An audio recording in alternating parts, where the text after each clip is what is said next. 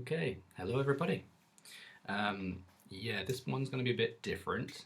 James isn't here, it's just me today. I won't go into the reasons why he's not here, but here I am. I just thought it'd be better to do something rather than nothing, to keep the ball rolling a little bit. So, yeah, I'm going to start off with the news, talk about some games, talk about some films, and then a bit of interesting discussion. It's going to be a bit different, but I just thought, why the hell not? Might as well do something. Okay, so first of all, with the news, there's not going to be any editing, by the way. It's just me talking, and yeah. Oh, some old people have stopped outside my house. How cute. So basically, Joe Biden was inaugurated. That is great news as far as we're all concerned, I think. I think Nancy Pelosi put it. It's like a new day for America. What a difference a day makes. And yeah, I happen to agree with her. I think a lot of people do. I think he signed something like 40 documents, legislation and things. It's like, wow. He seems to be really making a difference, and yeah, I can see it being a good 4-year term for America, definitely. And whether he gets re-elected or not in 4 years, I don't know, but it's definitely a turning point. So happy about that. Vaccines. We'll switch to some coronavirus news, basically. Vaccines. We've done about 8 million people in the UK, which is outstanding, more than any in Europe have been done so far. I mean, I don't think anyone can knock the vaccine effort so far, basically. It's like defied everyone's beliefs, to be quite honest. There has been some controversy over what has been happening in the EU, and I think Brexit has played a little part in this. Basically, there's some distribution problems. Europe, Germany in particular, want to kind of block some of the vaccines getting into the UK. I think there's some kind of debate about whether they're being fairly distributed. I believe that the vaccine centres are just obliging their contracts, which the UK was quite good at, like negotiating these contracts very early on in the pandemic. It seems like they're a little bit jealous of how much progress we're actually making with these vaccines. So I don't know what's going on with that. I feel like Brexit has played a part in it because they're a bit like, well, you've separated from the EU. So if you were still part of the EU, we would have more power over where these vaccines are going. So, interesting one. I think it's going to make a lot of people like me who actually voted to leave the European Union quite happy, because it feels like this is just a kind of smaller problem than it could have been if we were still in the EU. Yeah, I personally didn't see why we needed to be in the EU. I don't see how it really benefited us in any way. We seem to prosper well without being part of that. So, yeah, that's all I'll say on that topic. Usually I'll be bouncing off James right now, but it's just me, so I'm going to be awkward. Okay, distribution. There is a GameStop situation going on right now in the States. I believe it's in the States anyway. I know GameStop is elsewhere internationally. But basically, a lot of bigwigs in the financial market have been buying stocks in GameStop because they believe it's going under. It was showing signs that it was going to go under. And this has become a big, wide discussion, basically. And people on Reddit, especially, have been kind of binding together and buying shares in GameStop to basically up the market prices and basically give these bigwigs a bit of a hard time, because it's been kind of going under the radar for quite a long time. People have been profiting from other businesses going down. It's kind of a grey area when it comes to bad things. Yeah, is there some random problems here? Nope, we're all right. Bit of a grey area when it comes to people profiting off people, and it's morally, we don't know how good that is, but you know, business is business at the end of the day. What are people going to do? It's just the name of the game, isn't it? Business, not personal. There has been, moving swiftly on, some controversy regarding Kate Middleton, one of our royals. She basically has come under fire by a certain majority of people because she said question whether she should say such things with her being in such a privileged position. My opinion is basically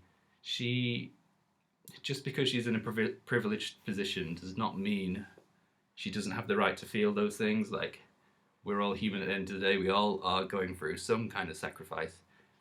And there's become this like trend lately of like, it's a bit of a competition who is suffering the most. And everyone is kind of going through it together. Yes, some people have it better than others, but I don't believe it's right to kind of just dismiss people's opinions and feelings just because they have money or power or privilege. Basically, everyone should be listened to as a ground rule. Everyone should be listened to. No one should feel like they can't say how they're feeling, because that's like a recipe for internalizing everything and making things worse mentally for that person. So everyone has the right to say what they're feeling, and Kate Middleton is well within her rights to say she's exhausted, because she could be emotionally exhausted or mentally drained with the home situation and homeschooling the kids and stuff like that. She seems to be quite a hands-on mother. So yeah. Shall we move on to something a bit more comfortable? Games? Yeah, games. So recently I played Shadow of the Tomb Raider. I've played the previous two in this reboot trilogy, and I've enjoyed them all. First one I thought was amazing back in the day. The second one, it kind of had that same tone, but it wasn't as great story-wise, which is a bit of a theme going forward. But the gameplay had improved quite well. So I enjoyed that one. I can't remember what on earth happens in that game, to be honest, but I enjoyed the combat and the gameplay. And it's a pretty much similar story for the Shadow of the Tomb Raider.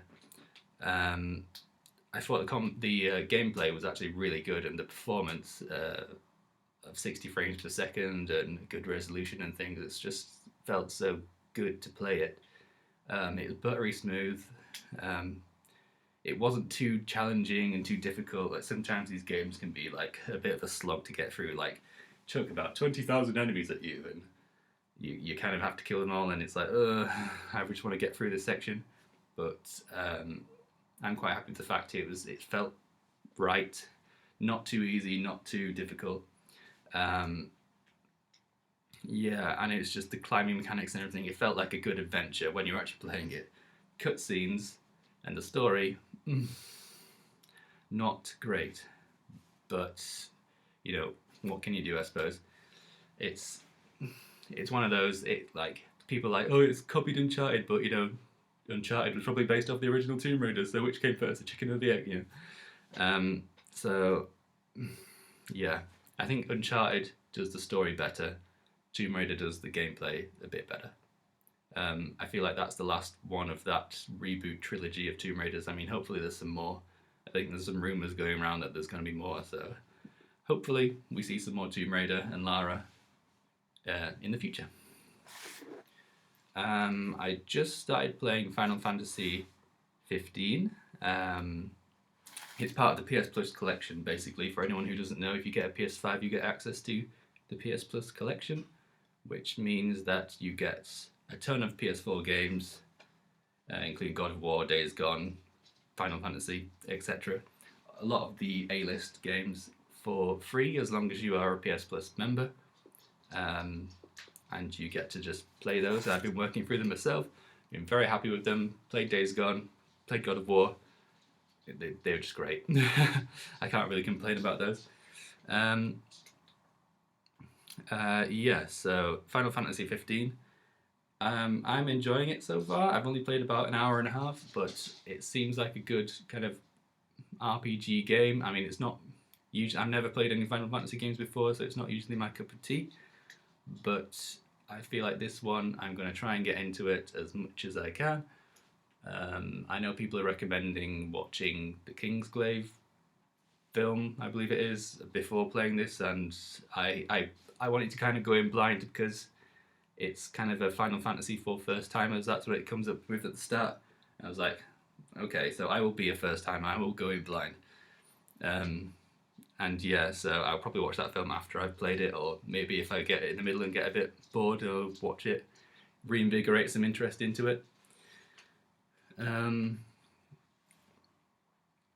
yeah, so and Shadow of the Tomb Raider, I must mention, was actually the PS Plus game for January, um, which came at the right time really, because I was kind of like in between games watching what I should be playing or not. And do apologise, my dog is deciding she wants some attention. The PS Plus games for next month are quite an impressive roster actually. It's the indie game, which is Concrete Genie, which is a PS4 game playable on PS5.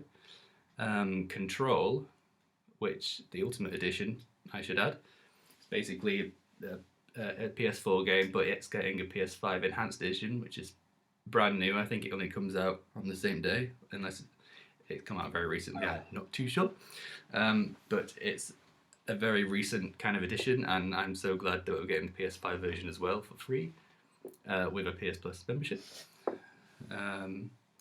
And Destruction All Stars for the PS5, which is also a brand new game. It's kind of impressive how generous they are being with this first couple of months of the PS5. I know PS5 is just so hard to get your hands on these days, but I'm kind of glad they're kind of adding these things, and they're actually emailing people saying, yeah, it doesn't matter if you don't have a PS5 yet, use the app and download these games or add them to your library, and then you can play them whenever you get a PS5, which is really quite nice of them, to be honest. There've been no kind of scandals with regards to them increasing the prices of PS Plus memberships, like Xbox Live was in the controversy, or Xbox Game Pass, it like doubled in price or something. And yeah, that's not controversy. People need that right now. Like, we're in the middle of a pandemic. We really don't need to be paying more for services that are the same that we've been enjoying for years. Yeah, Destruction All Stars, like, brand new game. It's a bit like Rocket League meets something else. I can't really think. Battle Royale style. It looks interesting. I'll give it a good go. Not really sure how much time I'll get deep into it, but we'll see. There hasn't really been much marketing about it so far, so I'm looking forward to actually getting my hands on it. But whenever there's no marketing about things on certain consoles, Cyberpunk, it's usually not a great sign. But oh well. Okay, moving on to films. I know it's quite snappy. It's not going to be the 1.5 hour jaunt we usually have, but I'm trying my best here. Bear with.